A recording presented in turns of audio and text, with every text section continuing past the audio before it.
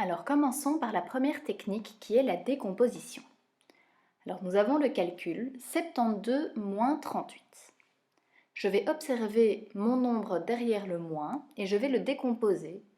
Je vais mettre d'un côté les dizaines, 30, et de l'autre côté les unités 8. Donc 38 c'est bien 30 et 8. Je vais donc ouvrir ma parenthèse et soustraire en premier mes dizaines. Donc je vais faire 72 moins 30. C'est ce que vous voyez en rouge. 72 moins 30, je calcule, ça fait bien 42. Mais je n'ai pas fini. Il me reste encore mon 8 des unités. Je décide donc de soustraire maintenant mon 8. Donc 72 moins 30, j'obtenais 42. Maintenant, je vais repartir de 42 et je vais soustraire mes 8 unités. 42 moins 8, cela fait 34. Alors pour les copains qui éprouvent encore des difficultés à soustraire des unités en passant par la dizaine, il y a une version un peu plus longue qui se situe juste en dessous. Donc vous voyez qu'on a 72 moins 38, on décompose le 38 en 30 et en 8. J'ouvre ma parenthèse, je fais bien 72 moins 30, j'obtiens 42. Et ensuite, je dois soustraire mon 8. Comme je passe à la dizaine, eh bien ici, je vois que je peux encore décomposer mon 8 en 2 et 6. Pourquoi 2 et 6? Eh bien parce que je pars de 42. Et donc, je vais partir de 42, je vais soustraire 2, il me reste 40. Et puis, je soustrais encore 6. Et il me reste 34. Voilà, ça c'était pour la première technique qui était la décomposition.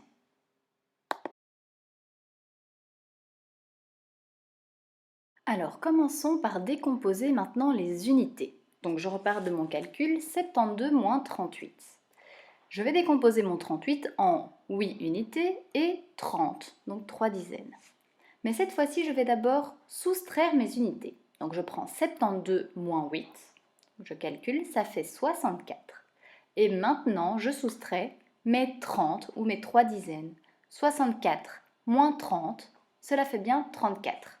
Alors ici à nouveau, pour ceux qui le souhaitent, 72 moins 8 dans la parenthèse, je peux rajouter une étape supplémentaire et décomposer mon 8 en 2 et 6. Donc ce sera le même principe que lors de l'explication précédente, sauf qu'ici, 72 moins 2 égale 70, et puis 70 moins 6 égale 64. Voilà, c'est une décomposition qui ressemble évidemment à la première, sauf qu'on commence par les unités plutôt que par les dizaines.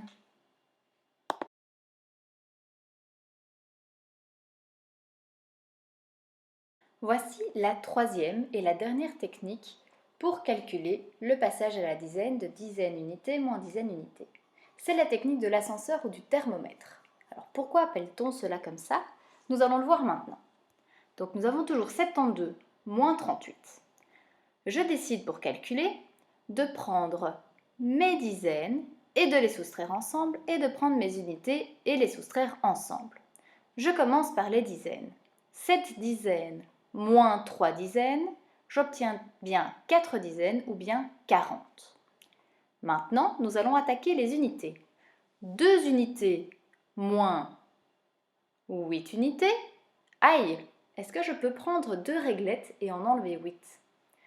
Non, ce n'est pas possible avec les réglettes. Par contre, avec Cécile, vous avez vu les températures cet hiver. Et nous avons remarqué que les températures, parfois, pouvaient aller en dessous de 0 et donc dans les nombres négatifs. Eh bien, utilisons un thermomètre ou un ascenseur pour observer combien ça fait 2 moins 8. Donc, je regarde, je place bien mon premier trait à 2 au-dessus de 0 parce que j'ai bien 2.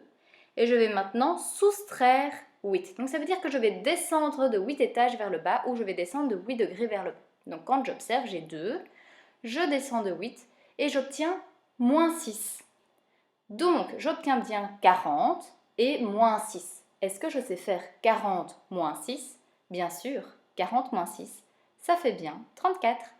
Et donc voilà, c'était notre dernière stratégie.